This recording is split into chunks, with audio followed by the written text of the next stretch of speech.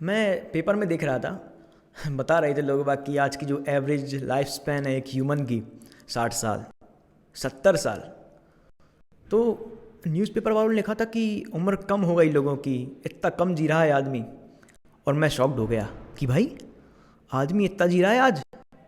नमस्कार साथियों, मेरा नाम है रचित रघुवंशी और स्टार्ट करते हैं आज की ये वीडियो। तो सुबह उठना, उठकर ब्रश करना या फिर चाय पीना, यही करते हैं ना आप सभी। तो जनरली क्या होता है कि एक जो डेली रूटीन होता है हम इंडियंस का या फिर फॉरेनर्स का, क्या होता है कि उठते हैं, उठ के जनरल सी बात है, जो बेड टी पीने वाले होते हैं वो बेड टी पीते हैं या फिर जनरली ब्रश करते हैं। तो उससे दिक्कत क्या होती है अपन लोगों को, इसके काफ़ी साइड इफ़ेक्ट्स होते हैं। हम उठते हैं, उठ के सीधा अपनी बॉडी में जब पेस्ट करते हैं, अपन ब्रशिंग करते हैं अपने टीथ को, उससे फ्लोराइड का इंटेक होता है बॉडी में, जो कि एक टॉक्सिसिटी को इंटेक करना है बिल्कुल मॉर्निंग में ही, जो कि एक बेकार चीज़ है। या फिर स्टार्ट करते हैं एक कप ऑफ टी से, और उसके बाद जैसा कि अपन देखते हैं कप ऑफ टी, ठीक है कप ऑफ टी हो गई अपनी। उसके बाद क्या करेंगे, एक बात लेंगे अपन, शावर लेंगे। शावर में क्या करेंगे, आपसे ही बात कर रहा हूँ मैं, क्या करेंगे शावर में, एक सोप का यूज़ करेंगे। और उस सोप में भी न जाने कितने अनगिनत बेनामी केमिकल्स, जिनको आप रीड भी नहीं कर सकते कि कौन कौन से केमिकल्स यूज़ कर रहे हैं अपन उसमें, वो सब यूज़ करते हैं। एंड आफ्टर दैट, बात करने के बाद वही फूड वगैरह जो अपन अपना मील होता है या ब्रेकफास्ट कह सकते हैं जिसको अपन खाते हैं। तो क्या करते हैं ब्रेकफास्ट में आप, पराठा में भी कुछ चटनी या फिर कुछ हल्का फुल्का खाते हैं, तो उसमें भी ऑयल का यूज़ करते हैं, जो कि वैसे भी पाम ऑयल होता है, पाम ट्री का ऑयल होता है, जो कि एक बेहद ही घटिया किस्म का ऑयल है। सही सुन रहे हैं आप, पाम ऑयल यूज़ करते हैं। और जो ठीक है वो आप, और कोई सा कुकिंग ऑलिव ऑयल यूज़ कर रहे हैं, बेटर यूज़ ऑयल कर रहे हैं, तो फिर ठीक है वो आपके लिए। फिर क्या है कि सब्जी खाते हैं। सब्जी में क्या करेंगे, जाएंगे फार्मल से लेते हैं अपन सब्जियां। फार्मर क्या करता है, क्या लगता है आपको, आपके लिए सजा के बायो फर्टिलाइज़र यूज़ करेगा वो? जी नहीं, उसे भी इनकम करनी है, पैसे कमाने हैं, केमिकल्स यूज़ करता है वो। सीधी सी बात है, उसको भी अपने बच्चे को पालना है, केमिकल्स यूज़ करेगा वो। और केमिकल्स यूज़ करके फसल का उत्पादन बढ़ाएगा, जिससे कि आप लोग उसको इनटेक करेंगे तो आपकी बॉडी में सीधे सीधे केमिकल फर्टिलाइज़र्स और केमिकल्स जितने भी होंगे इनटेक होंगे बॉडी में, जिससे कि आपकी बॉडी की टॉक्सिसिटी बढ़ेगी। ऑब्वियस सी बात है। ठीक है, ब्रेकफास्ट हो गया। डिनर करते हैं, डिनर में भी यही सब करेंगे अपन, सेम स्टोरी। लंच करेंगे, उसमें भी यही करेंगे। तो लंच कर लो या फिर डिनर कर लो, जाना जहर ही है बॉडी में। और जब, और आज की, अब मैं तो ये कह रहा हूँ कि अपन सब सिंपल खाना खा रहे हैं, रोटी सब्जी की बात कर रहा था मैं, लेकिन आज की युवा पीढ़ी रोटी सब्जी तो नहीं खाएगी, उसे तो बर्गर चाहिए, उसे तो पिज़्ज़ा खाए चाहिए। तो क्या कर रहा है वो उसकी बॉडी में मैदे का इंटेक कर रहा है, वो अपनी बॉडी में मैदा डाल रहा है। साइंटिफिक लैंग्वेज में मैदा को एक स्लो पॉइजन भी कहा गया है। स्लो पॉइजन, बॉडी को धीरे धीरे धीरे करके मारने वाला। जो कि आजकल गेहूँ पिसवाने जाते हैं तो बोलते हैं गेहूँ पतला पीसना। पतला क्यों पीसना, जितना पतला होगा उतना मैदा ज़्यादा होगा उसमें, उतनी टॉक्सिसिटी ज़्यादा होगी उसकी, उतना ज़्यादा हार्म करेगा बॉडी को। किसको क्या फ़र्क, खाना ही तो खाना है। और उसके बाद फिर क्या कहना है, अरे बस 70 साल ही जी रहा है आदमी।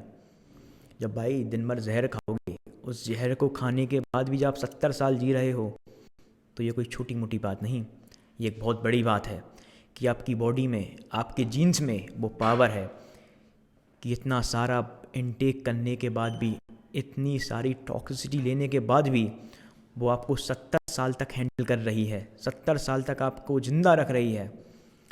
तो इसे चमत्कार ही कहूँगा इसको तो मैं।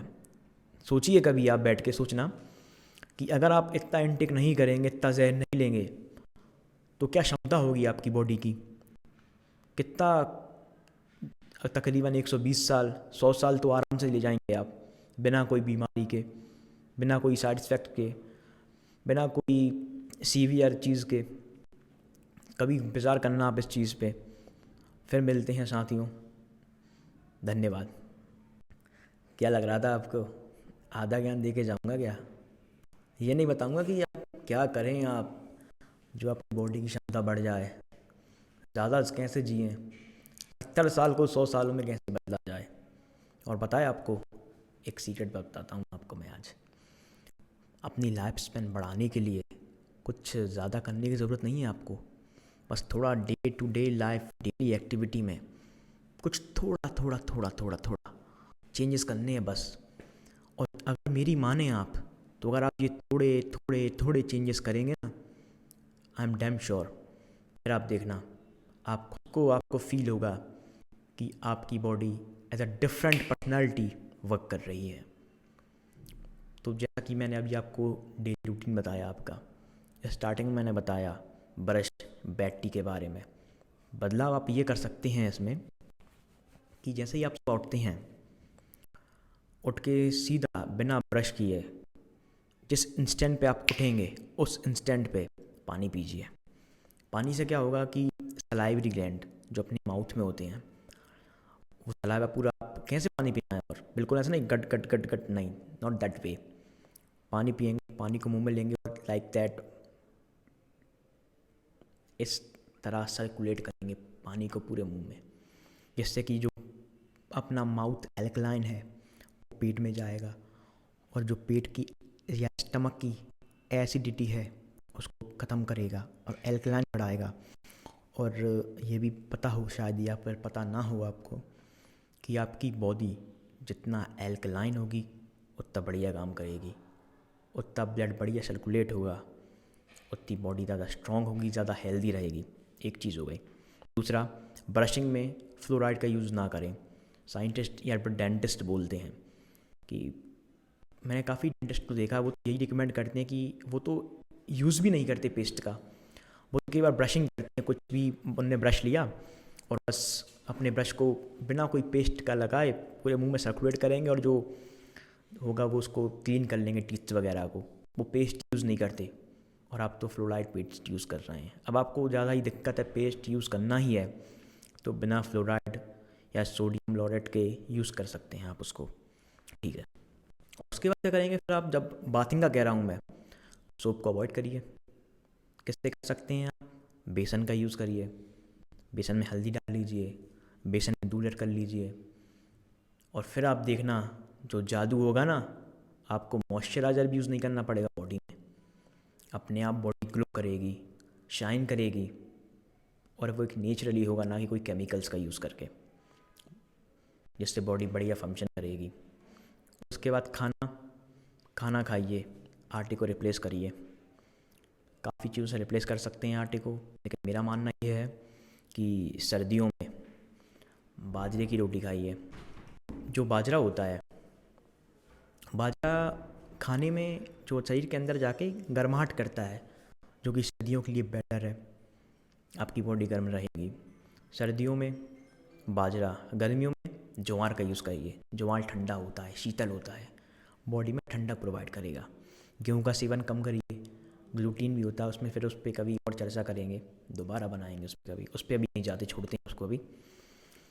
और जहाँ तक बात आई है फर्टिलाइज़र वगैरह जो आप यूज़ करते हैं, जो अपन वेजिटेबल्स लाते हैं, तो उनका ना हो कि ऑर्गेनिक फर्टिलाइजर्स वाले, ऑर्गेनिक फार्मिंग वाले जो किसान हैं उनसे खरीदिए, वो यूज़ करिए, ज़्यादा बेनिफिशियल रहेगा, बिना केमिकल्स के खाएंगे आप। और एक और बात है, काफ़ी ध्यान से सुनिए आप, ये सीजनल फ्रूट्स जो होते हैं, फिर सीजनल वेजिटेबल्स जो होते हैं, उन्हीं को इनटेक करना है बॉडी में, क्योंकि जो गॉड है या फिर जो नेचर है, उसने अपनी बॉडी को उन्हीं के लिए डिज़ाइन किया है कि किस समय क्या चीज़ बॉडी के लिए कितनी बेनिफिशियल रहेगी, जिससे कि आपकी बॉडी एक हेल्दी वे में काम करती रहे। तो सीजनल फ्रूट्स का या सीजनल वेजिटेबल्स का इंटेक करिए बॉडी में उस सीज़न के अकॉर्डिंग, जिससे कि बॉडी बेटर फंक्शन करे। और कुछ ज़्यादा करने का नहीं कह रहा हूँ मैं आपसे। तो और एक और, जब कुकिंग ऑयल की बात आती है, तो कुकिंग ऑयल में, अब देखिए मैं कंपनी का तो नहीं कह सकता कि किस कंपनी का यूज़ करेंगे आप, कंपनी का तो सब पता है यार कि अब वो क्या ही बनाती हैं। अगर हो पाए एज मच एज़ पॉसिबल घी को सब्स्टिट्यूट करिए, घी का यूज़ करिए अपनी कुकिंग में, ना कि कोई कुकिंग ऑयल का।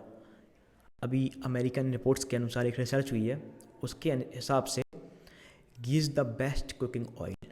सबसे बेस्ट कुकिंग, जब से प्रीमियर कुकिंग ऑयल बोलते हैं उसको सब्स्टिट्यूट करिए अपने खाने में। तेल का यूज़ ख़त्म करिए, घी का यूज़ करिए। और अगर ज़्यादा अच्छा खाना है, ज़्यादा अच्छे नतीजे चाहिए आपको, तो गाय का घी यूज़ करिए, कोई कंपनी का नहीं। और घी कोई जर्सी या फ्रीजियन का नहीं, देसी गाय का बोल रहा हूँ मैं, उसकी गारंटी मैं लेता हूँ। फ्रीजियन का, जर्सी का मैं कुछ नहीं कह सकता उसके बारे में, वो आप ही जिम्मेदार होंगे उसके लिए। कुकिंग ऑयल की बात हो गई, वेजिटेबल्स की बात हो गई, और जो अवॉइड करना है आपको वो जंक फूड है। अवॉइड करेंगे, मोटापा कम होगा, कोलेस्ट्रॉल कम होगा, बीपी कम होगा, शुगर कम होगा, और अनेकों बीमारी जो आपके मन में चल रही हैं ऑटोमेटिकली नहीं होंगी। इतना सा करना है आपको, इतने से चेंजेस करने हैं आपको अपने डेली रूटीन में, डेली फूड हैबिट्स में, जिससे कि आप अगर 70 साल जी रहे थे या 70 साल जीते, 80 साल जिएंगे, 90 साल जिएंगे। और जीना ठीक है, 70 साल भी जिएंगे ना तो हेल्दी लाइफ जिएंगे, कोई बीमारी, कोई डिसीज़ नहीं होगा आपको। और उससे आप एक बेटर वे में अपनी लाइफ को एक्सप्लोर कर पाएंगे, चीज़ों को एक्सप्लोर कर पाएंगे, घूम पाएंगे, मज़े कर पाएंगे, एन्जॉयमेंट कर पाएंगे, ना कि बिस्तर पे पड़े होकर गोली खाएंगे।